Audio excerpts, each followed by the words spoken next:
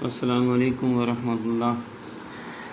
BS5 वालों के लिए आज हमने रियल एनालिसिस का जो सब्जेक्ट है वो शुरू कर दिया है और उसमें जो मुझे जहाँ तक याद था वहाँ जहाँ तक हमने किया है वहाँ से आगे ही शुरू करते हैं।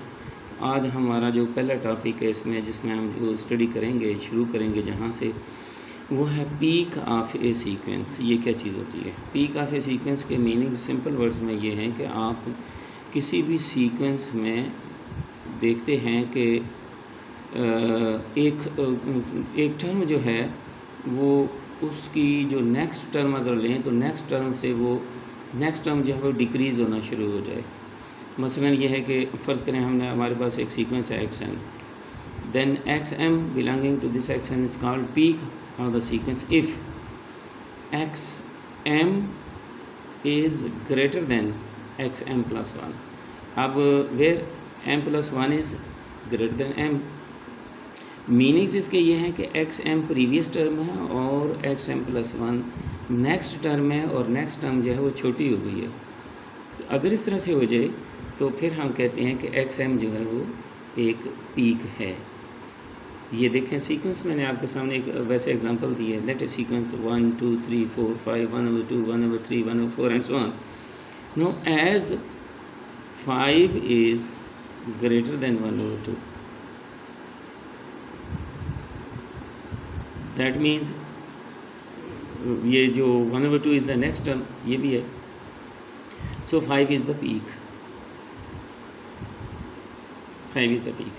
अब 4 is not a peak, 4 इसलिए peak नहीं है कि 4 से नेक्स्ट टर्म जो है वो 5 है और 5 4 से ज़्यादा है। लेकिन 5 1/2 से के साथ जब कंपेयर करते हैं 5 becomes a peak because 5 is greater then next term that is 1/2।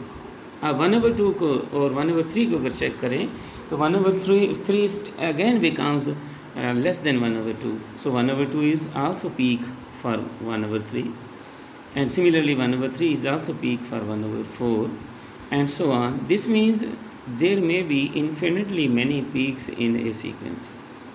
तो इसकी सिर्फ पहचान या इसके लिए कंडीशन ये है कि सीक्वेंस की कंसेक्टिव कोई सी दो टर्म्स लेंगे और अगर आप पहली टर्म प्रीवियस टर्म जो है वो नेक्स्ट टर्म से ज़्यादा हो जाए, नेक्स्ट कम होना शुरू हो जाए, नेक्स्ट कम हो जाए।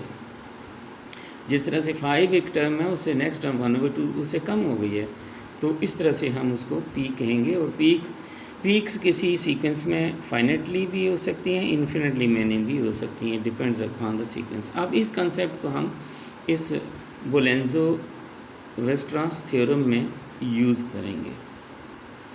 अब बुलेंजो-वेस्ट्रास थ्योरम क्या स्टेट करता है? It states that every bounded sequence has a convergent subsequence. Every bounded sequence has a convergent subsequence, यानी कोई भी सीक्वेंस हो जो बाउंडेड हो तो उसका सब सीक्वेंस होगा और वो सब सीक्वेंस जो होगा वो कन्वर्जेंट होगा। तो उसके लिए हमने लेट कर दिया है XN भी ए बाउंडेड सीक्वेंस। अब इसमें हम मुख्तलिफ़ केसेस को स्टडी करते हैं। Let this sequence has infinitely many peaks. अब पीक्स को मैंने कहा था हम यूज़ करेंगे, तो पीक्स किसी भी सीक्वेंस में इन्फिनिटली मैनी भी हो सकते हैं और फाइनाइटली भी हो सकते हैं। तो दोनों केसेस को हम बारी बारी स्टडी कर लेते हैं। अब सपोज करें कि इसमें इन्फिनिटली मैनी पीक्स हैं, XM1 XM2 XM3 and so on, XMK and so on. ये इन्फिनिटली मैनी पीक्स हैं।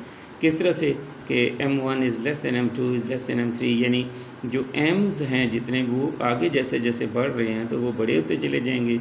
लेकिन पीक का कंसेप्ट क्या है?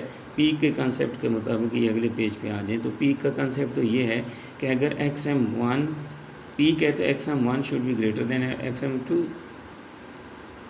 एंड XM2 भी पीक है इसलिए वो XM3 से ग्रेटर है। और इसी तरह से कंटिन्यू दिस प्रोसेस, इस प्रोसेस को कंटिन्यू रखें तो हमारे पास तो फिर ये XM1 greater than XM2 greater than XM3 and so on, XMK and so on, ये एक सीक्वेंस बन जाता है। और ये मोनोटोनिकली डिक्रीजिंग सीक्वेंस है कि हर नेक्स्ट वैल्यू की डिक्रीज़ हो रही है। तो इसका मतलब ये हुआ कि हमने ये प्रूव कर लिया अभी कि XN जो सीक्वेंस था उसमें एक मोनोटोनिकली डिक्रीजिंग या मोनोटोन सीक्वेंस सब सीक्वेंस एग्जिस्ट करता है। लेकिन जो कंसेप्ट है वो ये है कि सीक्वेंसेस में अगर सीक्वेंस खुद बाउंडेड है तो उसका सब सीक्वेंस भी बाउंडेड होगा। तो इसका मतलब ये हो कि अभी जो हमने सीक्वेंस बनाया है एक्स एम के, उसको कह सकते हैं सीक्वेंस को, that sequence is bounded monotonic सब सीक्वेंस, वो बाउंडेड हो गया। अब इस केस को अगर सिर्फ एक केस होता तो थ्योरम प्रूव हो जाता था, लेकिन हम दूसरे केस को भी ले लेते हैं, लेट कर लेते हैं, let x n has finite number of peaks, infinitely many नहीं है बल्कि कुछ गिनी चुनी है। लेट वो ये हैं कि एक्स एम 1 से लेकर एक्स एम के तक जो है वो पीक्स हैं। तो इसका मतलब ये होगा कि एक्स एम के से अगली जो वैल्यू होगी, नेक्स्ट वैल्यू, वो कुछ इस तरह से होगी कि फ़र्ज़ करें ये एक्स एम के जो है वो एम के लिए हमने ये, तो एम के से अगली वैल्यू आर ले ली है, r equals to k plus 1 के लिए, यानी एम के प्लस 1।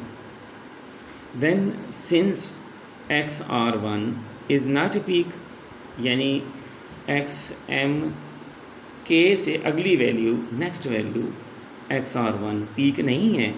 अगर पीक नहीं है तो इसका मतलब है कि there exist next value r 2 जो के प्लस 2 के बराबर, यानी जिस तरह से नेक्स्ट इंक्रीज़ करेगी, such that x r 1 is less than x r 2। यानी यहाँ पर ये मैं बताना चाह रहा हूँ कि एक्स आर 1 पीक नहीं है। अगर पीक नहीं है तो इसकी नेक्स्ट वैल्यू एग्जिस्ट करेगी जो उससे बड़ी होगी, क्योंकि अगर बड़ी ना हुई, छोटी हुई, तो फिर वो पीक बन जाएगी। अगर पीक बनती तो फिर हम उसको पीछे लिखते, क्योंकि हमने उसको नहीं काउंट किया हुआ, तो इसलिए ये पीक नहीं है। अब इसी प्रोसेस को आप कंटिन्यू करें कि एक्स आर 2 भी चूँकि पीक नहीं है, इसका मतलब है there exist x r 3 which is greater than x r 2, and keep on this process, you will have a monotonically increasing sequence।